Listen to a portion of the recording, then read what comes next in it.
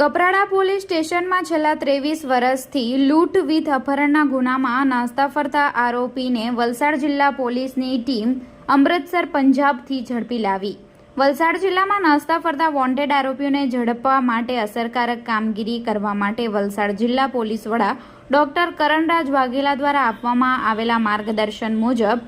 ગંભીર ગુનાઓમાં નાસ્તા ફરતા આરોપીઓને પકડવા માટે એલસીબી વલસાડના કર્મચારીઓ અલગ અલગ ટીમો બનાવી કામગીરી કરી વધુમાં વધુ આરોપીઓને ઝડપી પાડવા માટે સૂચના અને માર્ગદર્શન મુજબ કામગીરી કરી રહી હતી। જે દરમિયાન કપરાડા પોલીસ સ્ટેશનમાં લૂંટ વિથ અપહરણના ગુનામાં નાસ્તો ફરતો આરોપી જશવિંદરસિંહ તરલોકસિંહ જાટ રહે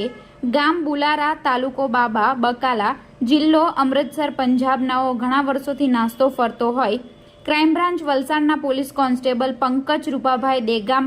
ને છેલ્લા 6 મહિનાથી ટેકનિકલ એનાલિસિસ તથા હ્યુમન ઇન્ટેલિજન્સના આધારે વર્કઆઉટ કરી આરોપીને અમૃતસર પંજાબ ખાતેથી ઝડપી લાવી આગળની કાર્યવાહી હાથ ધરી છે।